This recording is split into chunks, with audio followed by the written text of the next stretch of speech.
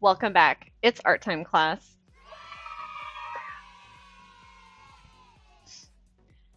Today, Buddy the bird and I are going to show you how to make your own origami bird. Let's get started. You're going to need a plain sheet of paper. Here I have an 8.5 by 11 sheet of copy paper. Like most origami, you're going to need to make a square. Now, the different ways you can cut your paper can give you different sizes of squares. Let me show you how to make the biggest one. It will be this size. You're going to take the corner of your paper and you're going to fold it over. Now you can put one finger here at the top to help make a nice point, and you're going to line up this corner on the edge of the paper here. Some students will put it right there, and then you have a point up here. That's not what you want. Bring that corner down, and you can put your finger up here to help make a nice point. You want this point by taking this corner and bringing it down. Okay, now some students will go too far and then you have this. It's not at a point. Bring it back up. Okay, so use your other hand and use that finger to guide where you want that fold to be. And you really want a nice corner there. Okay, let's go ahead and put that right about there. I'm going to take my hand and go ahead and fold on that. Now, two right angle triangles make a square. So what I'm going to do is cut this strip off. Okay. When I'm using scissors, I'm always going to have my scissors faced forward. I'm never playing with scissors. And now it's a little hard to cut because it kind of wants to open up. Sometimes holding it down here and starting it right down here can help. You bring that paper towards you. Scissors stay still, opening and closing. Paper comes towards you. Here I have that. And it's a little off the edge. That's going to be okay. All right. So two right angle triangles makes a nice square. Now for our bird, we are actually going to be using just a triangle. So go ahead and cut on the fold that we created. If you're using origami paper at home and you already had a square sheet of paper, you'll need to fold your paper in half and cut it along a diagonal fold like this. So you have two right angle triangles like this. Okay. If you're in kindergarten or first grade, I usually help make the squares for you in class before we even get started. I have the squares made.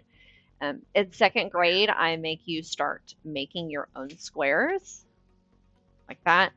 And usually takes 3 to 5 sheets of paper for students to figure out how to make lots of squares. So students at home, if your parents are trying to help you and you are in kindergarten and first grade, that's totally normal for them to help you make squares.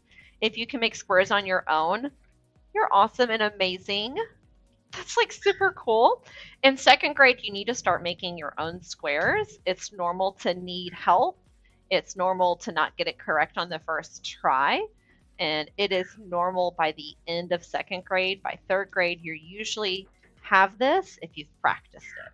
If you haven't practiced it and you're in third, fourth, or even a higher grade and you don't know how to make squares, that's totally okay. Let's practice it because this is totally something that you're going to be able to do. All right, so I have some backup squares, and here I have my triangles. To make this, first I'm going to fold it in half. So let's take this top point and bring it down to the bottom point. I'm going to line that up very nicely. Now it's more important that this corner is a nice point than these match up. So if your triangle is not perfect, that's okay. You really want this corner where the fold is to be super duper nice, even if these don't match up. And you can see right here, like my paper's not perfectly cut, doesn't perfectly match. That's okay. Just look nice though. All right, so now that I have it folded in half, I'm going to create the wings, which is this top part.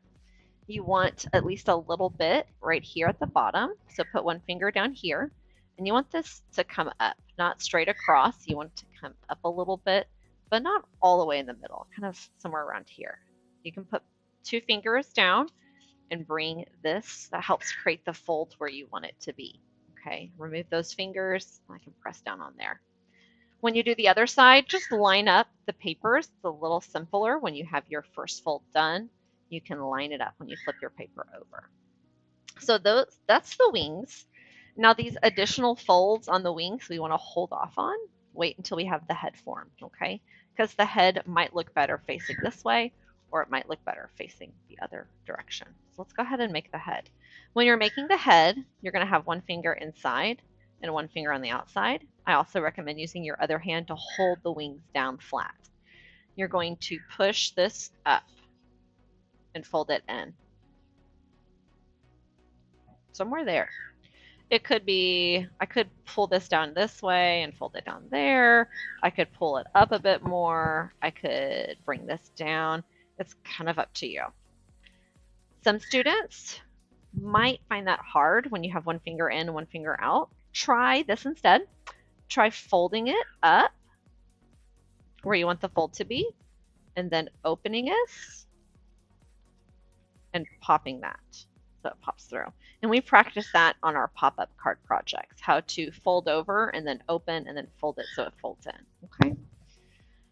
Then we're going to do the same thing with once more. We want this to kind of stick out down this way, or we want it to stick up that way. It's, again, up to you. You're the artist. It is your bird. I'm going to have mine fold down this way.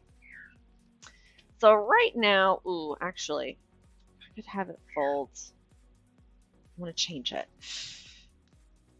So this one, and then, ooh, that'll be cuter. Now that we have a beak in a certain direction, we want to round out the face. So right now there's like a big point right here. Your point might be down there. It depends on your bird. You're going to do just like they did with the beak and try to stick that in. Or, again, you could fold over instead, and it's still going to look pretty cool. I like to open it up and pop that so it sticks in instead of fold it over. It's kind of up to the artist. It's up to you guys. What do you think, buddy? I think you need some decorations, and I think we need to decide, do we want our bird to face this way, or do we want our bird to face this way? Right now, that kind of looks like like an elephant's nose or something, or maybe that's like a super tiny head. Those are like super big wings. I could fold that down to make like really big wings. But I think I'm gonna have it this way and fold this down like that. So again, I put one finger over here, I put one finger over here. Instead of doing this, this time I used a thumb and fold it over with this. It's up to you guys what works for you on folding. There's several different ways to do it. Figure out what works for you. But once I fold that over, I can just flip my paper and line those wings up. Yes, I like that. That's up to you if you want to decorate it. I recommend using markers or pens because they add lots of pops of detail and can really add a lot of fun detail. Let's see, I want to add, because Buddy here, I don't know if you can see on his cheeks, he's got these red Pikachu-like cheeks. I know, right? Like, Pikachu.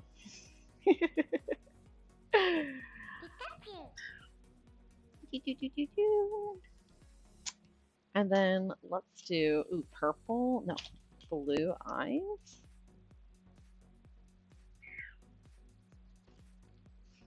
We'll be like you, buddy.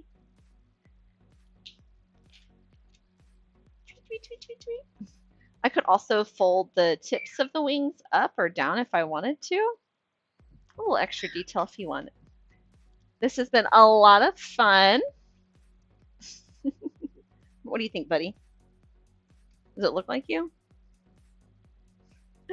Till next time, class. Keep being creative.